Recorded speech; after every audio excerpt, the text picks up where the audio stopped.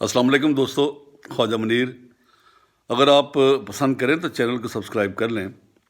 अच्छा, आज मैं आपके साथ एक और इशू जो हम डिस्कस करना चाहते हैं। आजकल एक बड़ा एक मामला चल रहा है इद्दत का, और क्या इद्दत का पीरियड कितना होना चाहिए, और क्या बुशरा बीवी और इमरान खान साहब का जो आपस में निकाह है उसकी वैलिडिटी क्या है। तो मैं एक ब्रीफ आपको थोड़ी समरी पेश करता हूँ कि जो कॉन्ट्रैक्ट है, मुआहदा है, उसमें एक तरफ से ऑफ़र होती है और दूसरी पार्टी जो है उसे एक्सेप्ट कर लेती है। उसकी कंसिडरेशन होती है कि आप अगर ये चीज़ आप पर ले लेंगे मुझसे तो आप कितने पैसे मुझे देंगे, ये इसके बदले मुझे आप क्या देंगे। ये तो हो गया मुआहदा।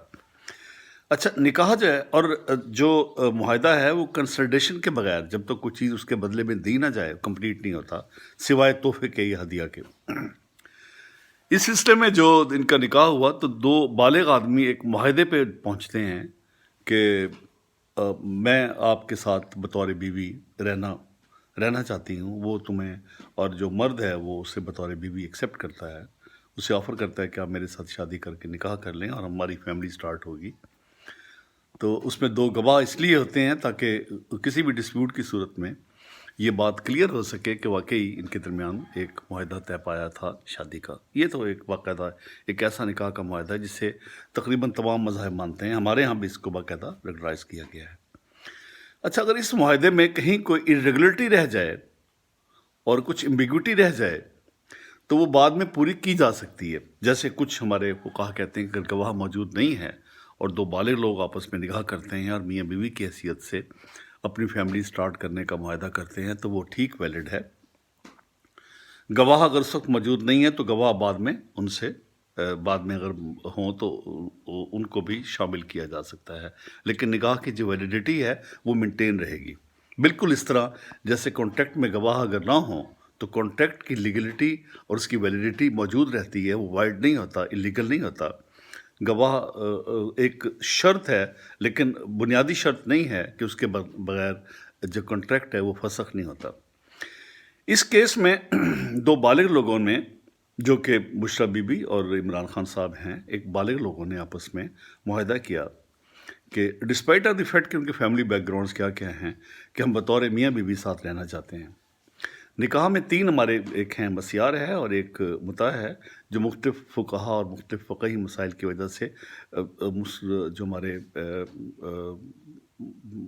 शिया हज़रात हैं या हमारे अहले हदीस सुन्नी हज़रात हैं उनके नज़दीक ये मुरवज है।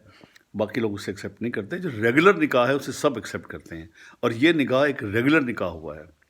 अच्छा, इसमें इद्दत पीरियड का मसला था, उसमें भी प्रॉब्लम एक ही आता है कि अगर ख़ातून एक अच्छी खासी एज की हैं और उसको वो मेनोपॉज़ से गुजर रही हैं या वो बच्चा पैदा करने की सलाहियत उसमें नहीं है, और जो ख़वातीन को एक पीरियड्स आते हैं वो उसको नहीं आ रहे, तो उसकी इद्दत कितनी होनी चाहिए, इसमें भी फुकाहा की मुख्तलिफ राय हैं। एनी हाउ, अगर फ़र्ज़ किया इसको मान भी लिया जाए और कुछ इरेगुलरिटी या एम्बिग्विटी निकाह में रह भी गई थी जो बाद में दोबारा निकाह करके पूरी की गई, तो मेरे ख़्याल में स्टेट को इसमें एंटर नहीं होना चाहिए। आप ट्रेस पास ना करें, किसी के घर की दीवार फलांगनी नहीं चाहिए, और आप उसके ज़ाती मामलात में जो बिल्कुल ही पर्सनल नौइयत के हैं उसमें ना सिर्फ उनकी उनकी उनके ह्यूमन राइट्स मुतासर होते हैं, बल्कि मैं समझता हूँ जो स्टेट हमारी है उसके ऊपर भी एक बातें बनती हैं कि स्टेट अननेसेसरी इस किस्म के बातों मामलात में उलझ गई है। लेकिन उसमें एक दूसरा पॉइंट ऑफ व्यू ये है जो यकीनन वैलिड है कि ऐसे लोग जिनके ज़ाती हवाले से ज़िंदगियाँ इस किस्म की हों, क्या वो मुल्क के सबसे बड़े ओहदे के लिए इस काबिल हैं कि उस पर वो रह सकें। अगर वेस्ट में इस किस्म की किसी पर इल्ज़ामात लग रहे हों ज़ाती हवाले से या करप्शन के हवाले से, तो वेस्ट में उसको आप बतौर एज ए शहरी वो तो एक्सेप्ट करते हैं कि ठीक है जी आप बतौर शहरी रहें, लेकिन और उनकी इज़्ज़त भी की जाती है, लेकिन उनको as a leader, as a prime minister उनको जो है वो मुंतखब करना और उसे एक्सेप्ट करना, ऑन द होल सोसाइटी उस पर रज़ामंद नहीं होती। बहुत शुक्रिया।